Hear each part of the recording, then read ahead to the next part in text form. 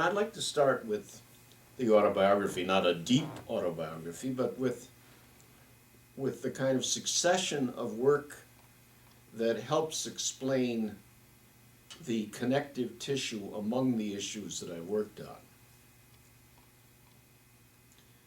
When I was a graduate student at Harvard, I helped Sam Beer, head of the Americans for Democratic Action, a member of the military government of the US and Germany after the war, a rabid advocate of democratic expansion. I helped him, along with a number of other people, to teach a course called Western Thought and Institutions. It was a wonderful course, and there were other people. Michael Walzer was a teaching fellow in the course at the same time, Klaus Epstein, a number of people who went on to very interesting careers thereafter. Well, there's lots to say about that course. Sam Beer was an inspired teacher. He's still alive. He's in his 90s now. But he was just a great teacher. And he gave us a lot of freedom in dealing with our own students. And I tell a story that I've fabricated, but that has an element of truth in it. That is, that we got to the point where we had read Georges Lefebvre on the French Revolution.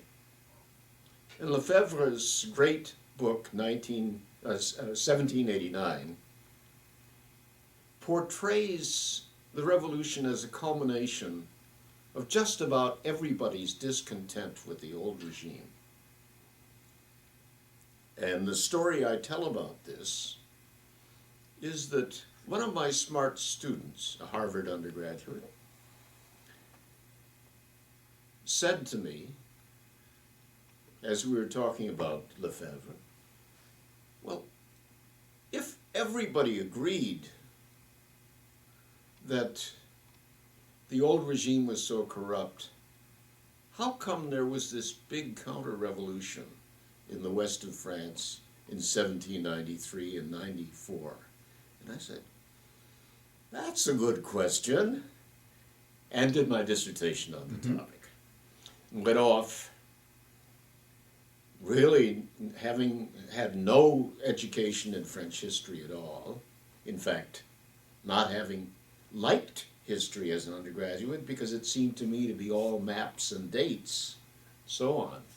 And greatly regretting later on that I hadn't gotten the grounding that graduate students in history had gotten in their field, but perhaps benefiting from it, because I went off to the archives of Western France, and a story that my former student John Merriman, now teaching at Yale, often tells.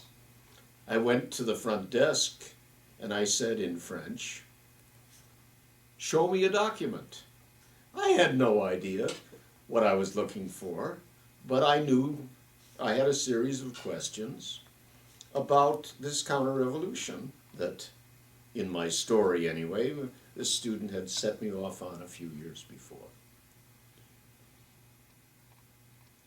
I tried to figure out why it was that in a country that was moving rapidly into revolutionary transformation, people in one region had actively resisted the revolution. And this isn't the time to tell the story of the conclusions I drew, but the conclusions I drew brought together a sense of historical complexity and some questions that came out of social science about how does this relate to the overall transformation, for example, the growth of a semi-industrial proletariat, there was a weaving industry in the region and so on.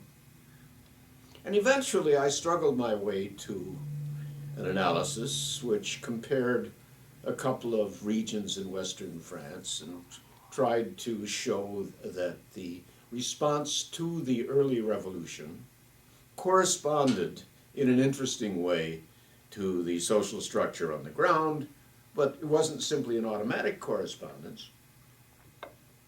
Instead, there was a process of mutual antagonism and polarization that occurred such that the two factions, which were not factions at the start, became mortal enemies, and each called in armed support for their position until a counter-revolution broke out. Well, I don't want to spend all my time on that story, but it was extremely important to me. I see now in retrospect that as compared with the kind of social science that I had been learning from most of my teachers,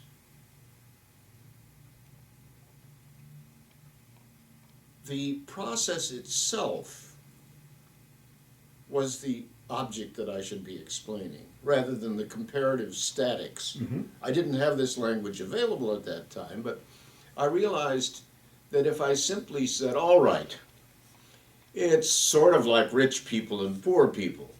Rich people have different attitudes from poor people, and we look at their structural situation, we understand why those attitudes are different. That's a correct kind of comparative statics that even today commonly appears in analyses of national surveys and so forth, the difference between Protestants and Catholics and Jews and Muslims and so on, so forth. So it's still there, another way of thinking about social situations, which is not process. So from very early, I carried around the stigmata of being unable to apply the lessons that I had learned as a student of social science to the processes I was most interested in.